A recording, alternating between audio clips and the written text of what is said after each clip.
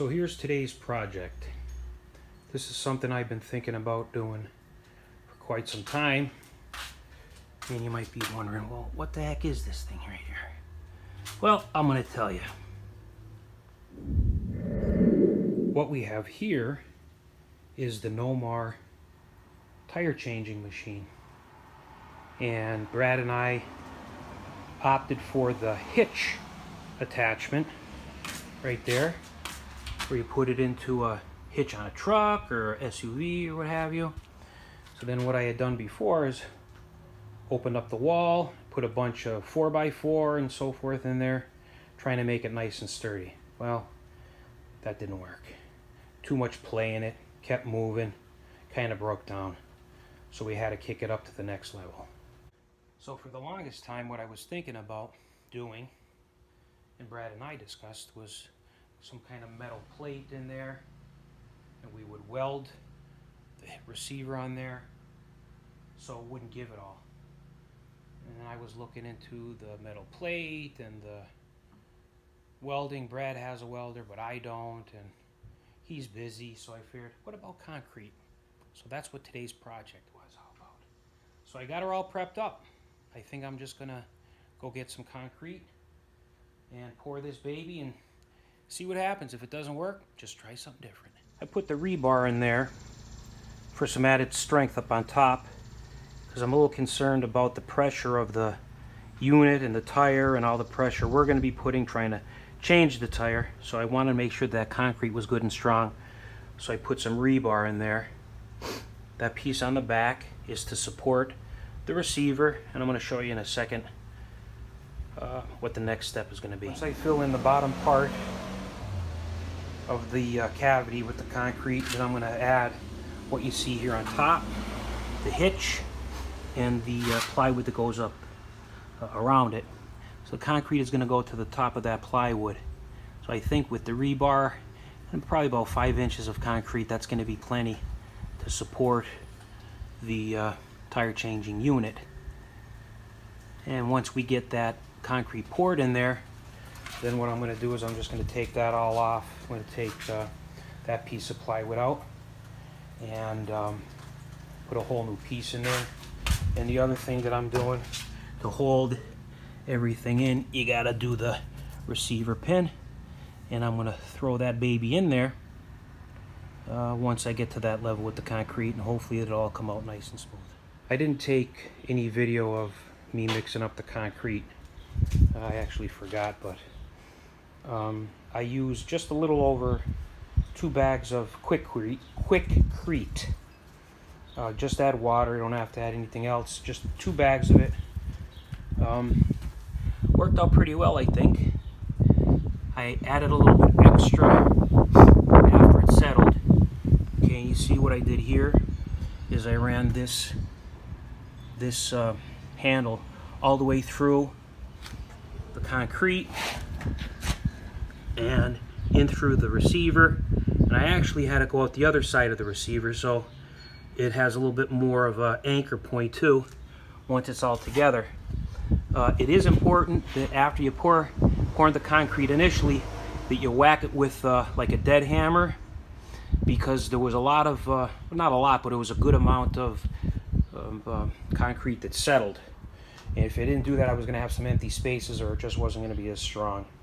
So I cleaned up there. I'm going to let it set up, see how long I have to wait for it to set up before I take that stuff off. And then I'm probably going to replace that whole piece right there just to make it look nicer. And hopefully this baby is as strong as it needs to be. And here's the finished product. There's a few steps that I didn't video, but I'm going to show them to you now. The gray stuff that you see there is concrete epoxy.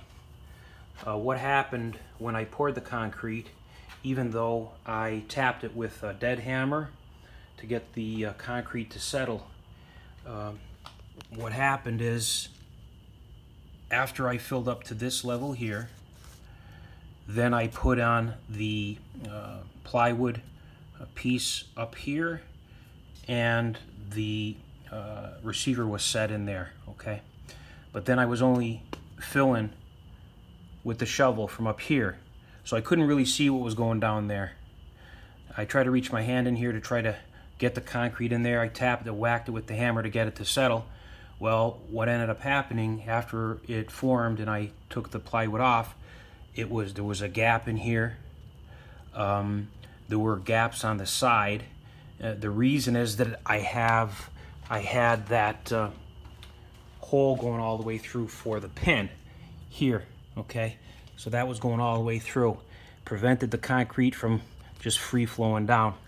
So I looked it up, and there's concrete epoxy.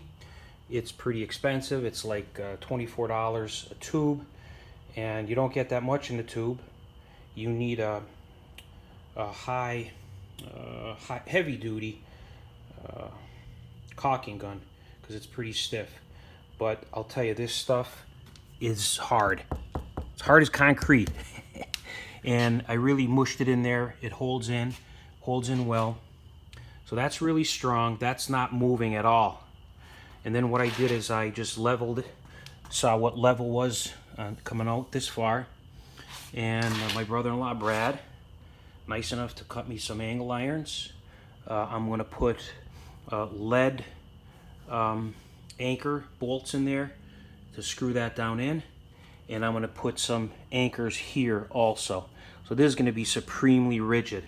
And even now that it's not even attached in, I mean, this is barely moving. It's so much better than before. And once I get these angle irons on here, it's going to be supremely rigid. So I'm very happy with the final outcome. It took a while, some fits and starts that I had, but I learned some things as I went along, and I'm happy with the product. Thank you. Here's the finished product. Got it all tied up just now. Took a couple of days. I worked on it after work. This is what I did since the last time, I think. Brad made those L brackets down at the bottom out of a big piece that he had at his house. And then I made these brackets up here for the top part. I used lag screws, probably about 3 inches long on each side. Number 5, it's a 1/2 inch bolts basically all the way around. Number 5 strength, I think it's called. What we use to attach it into the concrete is this unit right here, where you screw in your lead anchor, you tap it in, and that works very well. That was easy. It's super solid. Doesn't move at all. Not at all. Now this up here, you know, it moves a little bit, but nothing like, no, actually it doesn't move, son of a gun. That's pretty strong. So I'm just probably gonna paint up the L brackets a little bit, maybe just to make it look a little bit nicer. Might sand down that block of 6x6, but it was pretty easy. I just took my time, and now I'm going to be able to use that tire changer for my baby. I changed that rear tire right there.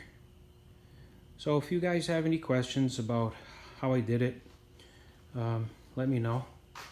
Be more than happy to answer them for you. No more tire changer base.